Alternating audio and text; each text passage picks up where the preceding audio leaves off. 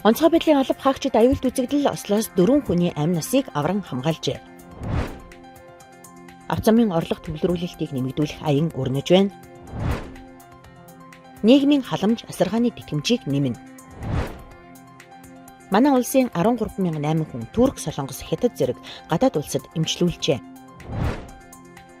100 гаруй эмнэлгийн 15,000 гаруй эмч эмнэлгийн ажилтнууд ажил хаялтад нэгдлээ.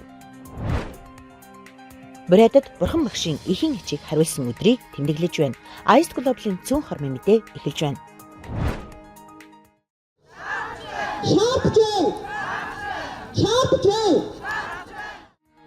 100 гаруй эмнэлгийн 15,000 гаруй эмч эмнэлгийн ажилтнууд ажил хаяхаар олжээ. Тэд цалингаа нэмэгдүүлэхийг шаардаж энэ сарын 13-наас эхлэн ажил хайна гэдгээ энэ сарын 4-ний өдөр мэдээлсэн. Тэд цалингаа нэмэгдүүлэхийг шаардаж 13-наас эхлэн ажил хайна гэдгээ энэ сарын 4-ний өдөр мэдээлсэн. Ингэхдээ бид шууд 3.5 сая болох гэхгүй. Эх оны 1-ээс 50%, эх 7 дугаар сараас 15% гэгчлэн тооцоолж, засгийн газартаа хамтран ажиллахыг хэлэлцээрийн ширээнээс суухыг уриалсан. Биднийг ажил хайж чадахгүй хэмээн бодож байна. Тэгвэл 3 хоног үлдээд байна шүү гэлээ. Улсын хэмжээнд өнгөрсөн 7 хоногт 7,428 суманд аюулт үзэгдэл ослын 84 удаагийн дуудлага бүртгэгджээ. Дуудлагын дагуу Төв орон нутгийн онцгой байдлын алба хаагчид үүрэг гүйцэтгэж 4 иргэний амь насыг авран хамгаалж 70 иргэнийг удаачлалтын бүсээс гаргаж аюулгүй байдлыг хангасан байна. Нийт дуудлагын 68 нь ахуйн галт түмэр байсан бол газар хөдлөлт, биологийн гаралтай аюулт үзэгдэл тус бүр 1 удаа, хүчтэй салхи шуурга 2 удаа гарчээ. Мөн хүний үйл ажиллагаатай холбоотой 12 осол гарсан байна. Авто замын орлого төвлөрүүлэлтийг нэмэгдүүлэх аян өрнөж байна. Улсын хэмжээнд автоэврийн шалган нэвтрүүлэх товчоодыг төвшиглэн зам ашигласны төлбөр хураах 33 цаг ажилладаг. Үүнээс 12 нь цахимжсан. Үлдсэнийг цахимжуулахаар ажиллаж байна.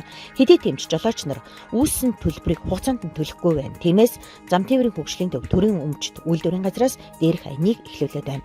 30 хоногийн дотор төлөөгүй бол хугацаа хэтэрсэн хоног тутамд 1.5% алдан тооцоогоор болжээ. Нийгмийн халамж асаргааны тэтгэмжийг нэмнэ. Тодорхойлбол нийгмийн халамжийн тэтгэвэр болоод байнгын асаргаа шаардлагатай хөгжлийн бэрхшээлтэй хүүхэд амжиргаа дэмжих мөнгөнд тэтгэмжийг тус бүр 20% нэмнэ. Мөн нийгмийн халамжийн асаргааны тэтгэмжийг 8.6% нэмнэ гэж улсын хурлын гишүүн Баясгалан мэдээллээ. Нэмэгдлийг эх оны төсөвт суулгажээ. Манай улсын 13,800 хүн 2024 оноос энэ оны эхний 10 сарын хугацаанд гадаад улсад эмчлүүлсэнийг хил хамгаалах ерөнхий газраас мэдээллээ. Тэдний дийлэнх нь Солонгос, Хятад, Турк улсыг зоржээ. Манай улсад эмчлэх боломжгүй 25 өвчний жагсаалтыг хамгийн сүүлд өнгөрсөн оны 6 дугаар сард шинжлэн баталсан. Үүнд зүрхний мэс засал, мэдрэлийн мэс засал, уушиг судлал, их барих эмэгтэйчүүд өргөдөл зэрэг 8 нарийн мэргэжлийн өвчин оржээ.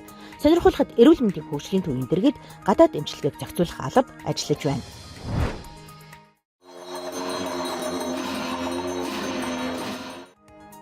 Брэдэд бурхан багшийн эхийн ачийг хариулсан өдрийг тэмдэглэж байна. Тодорхойлбол Оросын буддын хийдэд тэр дундаа тус улсын буддын шашны төв Улаан үд хотноо өргөн дэлгэр тэмдэглэж байна.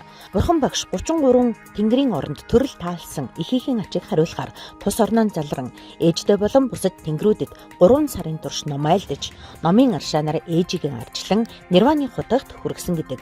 Тиймээс Улаан үд хотын эвлэгийн хийдийн шинээр ашиглалтанд орсон цагаалгаа зогчин дуганд 3 өдрийн турш тодорхойлбол өнөөдрөөс 12-ны хүртэл ном хурал хурахаар олжээ. Ice Global-ийн цөөн хормын мэдээ байлаа. Ажлын амжилт хүсье.